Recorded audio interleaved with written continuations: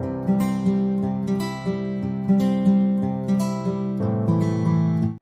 Friends, welcome back to my channel Deep classes, जिसमें हमारा आज का टॉपिक है भाषा वैविध्य की संकल्पना का हिंदी के संदर्भ में विवेचन। हमारा आज का टॉपिक स्टार्ट करने से पहले अगर आप हमारे चैनल पर नए हैं या आपने अभी तक हमारे चैनल को सब्सक्राइब नहीं किया है तो इसे सब्सक्राइब कर लें, जिससे हमारे आने वाले वीडियो के सभी नोटिफिकेशंस आप तक पहुंच सकें। साथ ही साथ MHD से रिलेटेड अदर वीडियोस के लिए आप हमारे चैनल की प्लेलिस्ट में जाकर उन्हें देख सकते हैं। तो चलिए बिना किसी देरी किए हम अपना आज का टॉपिक स्टार्ट करते हैं। आज का हमारा क्वेश्चन है, भाषा वैविध्य की संकल्पना का हिंदी के संदर्भ में विवेचन कीजिए। इसका उत्तर देखें तो भाषा का आविर्भाव व्यक्ति में होता है, इसलिए भाषा की उत्पत्ति का आधार वही है, किंतु भाषा का प्रेरक तत्व समाज है। समाज के अंदर ही भाषा के विकास का कार्य संपन्न होता है। भाषा वैज्ञानिकों का ध्यान समाज में भाषा के विविध रूपों एवं विकास के विविध सोपानों की ओर आकृष्ट हुआ। यदि कहा जाए कि जितने व्यक्ति हैं उतनी ही भाषा अथवा बोलियां हैं तो अत्युक्ति नहीं होगी, क्योंकि अंधकार में बोलते हुए व्यक्ति को भी हम उनकी भाषण शैली के आधार पर भली भांति पहचान लेते हैं। इसका प्रमुख कारण उस व्यक्ति की बोली की भिन्नता ही है, जो उसे अन्य व्यक्तियों से पृथक कर देती है। सामान्यतः मुख से निसृत होने वाले प्रत्येक ध्वनि संकेत को भाषा की संज्ञा दी जाती है, किंतु भाषा विज्ञान के क्षेत्र में ये सभी भाषा नहीं मानी जाती। समाज में अनेक पृथक पृथक व्यवहार को देखकर भाषाविदों ने उन्हें विविध नामों से इंगित किया है, जो भाषा के विविध रूप कहलाते हैं। इनमें से प्रमुख निम्नलिखित हैं। पहला है विभाषा अथवा उपभाषा। जब कोई बोली किन्हीं विशिष्ट कारणों, धार्मिक श्रेष्ठता, विस्तार अथवा उच्च साहित्यिक रचनाओं के कारण समग्र प्रांत अथवा उप प्रांत में प्रचलित होती हुई साहित्यिक आधार ग्रहण कर लेती है, तब उसे विभाषा या उपभाषा कहा जाने लगता है।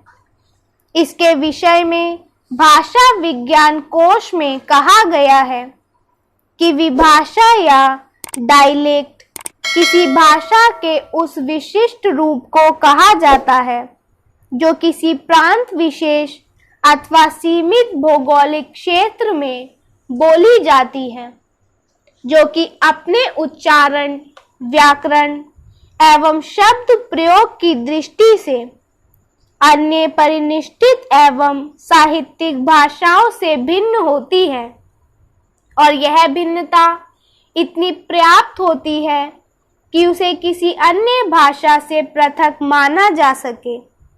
जैसे भारत में हिंदी भाषा के अंतर्गत ब्रज, अवधी, भोजपुरी, मैथिली आदि सभी विभाषा के क्षेत्र में आते हैं। दूसरा है बोली। कुछ विद्वानों ने बोली और विभाषा अथवा उपभाषा में कोई भेद नहीं किया, परंतु ध्यान से देखा जाए तो इसमें अंतर लक्षित होता है। किसी सीमित क्षेत्र में उस उपभाषा को बोली कहकर पुकारा जा सकता है, जो वहाँ के निवासियों की स्वभावतः घरेलू बोलचाल की भाषा होती है, जिसका प्रचलन मात्र मौखिक रूप होता है। लेखन और साहित्यिक प्रयोग से उसका कोई संबंध नहीं होता। जैसे खड़ी बोली का एक रूप साहित्यिक भी है और दूसरा विस्तृत ग्रामीण अंचलों ने बोलने में प्रयोग किया जाता है। यह बात अवधी, ब्रज भाषा एवं भोजपुरी में भी देखी जा सकती है। अतः शिक्षित होने पर भी परिनिष्ठित एवं साहित्यिक भाषाओं का ज्ञान होने पर भी अनेक लोग अपने परिवार एवं समुदाय के लोगों के साथ क्रमशः अपनी बोली में वार्तालाप किया करते हैं। अतः यही बोली एवं विभाषा में अंतर होता है। तीसरा है परिनिष्ठित भाषा। परिनिष्ठित रूप किसी भाषा का मानवीकृत एवं प्रयुक्तिपरक सुसंस्कृत रूप होता है, जिसका प्रयोग शिक्षा, शासन तथा साहित्य रचना के लिए होता है। अतः जब कोई भी विभाषा अपने सुव्यवस्थित व्याकरण एवं विभिन्न भाषिक योग्यताओं से संयुक्त होकर सभ्य तथा सुशिक्षित लोगों के दैनिक व्यवहार तथा साहित्य की भाषा का स्थान ग्रहण कर लेती है, तब उसे परिनिष्ठित भाषा कहा जाता है। इसे ही टकसाली भाषा भी कहा जाता है। उदाहरण स्वरूप आज विश्व में अनेक समृद्ध भाषाएं हैं जो पहले किसी बोली या विभाषा के रूप में ही बोली जाती थी, किंतु उन्होंने अपना परिनिष्ठित रूप धारण कर श्रेष्ठ भाषा के रूप में आसीन हुई है। हिंदी भाषा के संदर्भ में खड़ी बोली हिंदी का परिनिष्ठित रूप बहुत पहले बोली के रूप में उपस्थित था, जो कि पर्याप्त समृद्धि पाकर तथा व्याकरणिक संतुलन एवं प्रशासनिक उपलब्धि से भारत की राजभाषा के रूप में स्थान प्राप्त की हुई है। चौथा है राजभाषा। राज्य के शासन कार्य संचालन में उपयोगी भाषा को राजभाषा कहते हैं। राजभाषा में ही केंद्रीय एवं राज्य सरकार अपने पत्र, सरकारी राजाज्ञाएं आदि प्रकाशित करती है। इसके द्वारा शासनात्मक ऐक्य की स्थापना में बड़ी सहायता मिलती है तथा भारत में सर्वप्रथम संस्कृत राजभाषा थी। बौद्ध काल में पाली तथा कालांतर में प्राकृत और अपभ्रंश को भी यह स्थान प्राप्त हुआ। मुसलमानों के शासन में फारसी तथा अंग्रेजी शासन में अंग्रेजी राजभाषा रही। स्वातंत्रोत्तर भारत की राजभाषा के संदर्भ में संविधान के अनुच्छेद 343 से 351 तक में हिंदी को राजभाषा के रूप में प्रयोग का दर्जा मिला। पांचवा है राष्ट्रभाषा। राष्ट्रभाषा का तात्पर्य किसी राष्ट्र की उस सर्वाधिक समृद्ध भाषा से होता है जो राष्ट्र के भिन्न भिन्न भाषाई के पारस्परिक विचार विनिमय का साधन बनती हुई समस्त राष्ट्र को भाषात्मक एकता के रूप में निबद्ध करती है।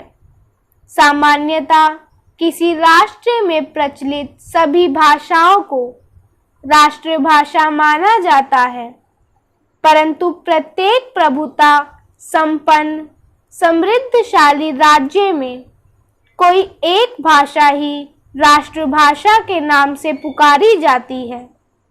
भारत में बंगला, मराठी, गुजराती, पंजाबी, राजस्थानी, डोगरी, कन्नड़ आदि अनेक समृद्ध भाषाएं हैं, परंतु हिंदी को राष्ट्रभाषा के रूप में घोषित किया गया है।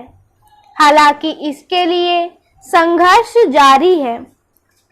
भाषा के उपयुक्त रूपों के अतिरिक्त इतिहास, भूगोल, प्रयोग, निर्माण, मानकता, मिश्रण आदि के आधार पर भी भाषा के विविध रूप उपस्थित होते हैं, जैसे बोलचाल की भाषा, साहित्यिक भाषा, जातीय भाषा, व्यावसायिक भाषा, दफ्तरी भाषा, गुप्त भाषा, जीवित भाषा, मातृभाषा, कृत्रिम भाषा, पिजन, क्रियोल, व्यक्ति बोली, बोली आदि।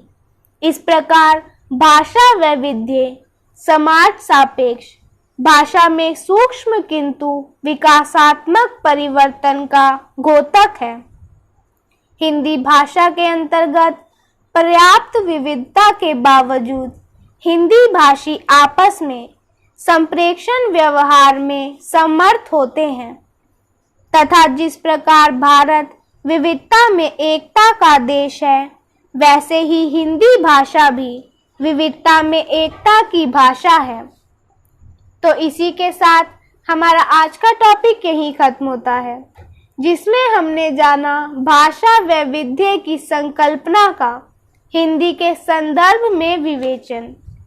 अपने नेक्स्ट वीडियो में हम कोड अंतरण और कोड मिश्रण, भाषा में संरक्षण, अनुसंरक्षण और संघर्ष की स्थिति के बारे में जानेंगे।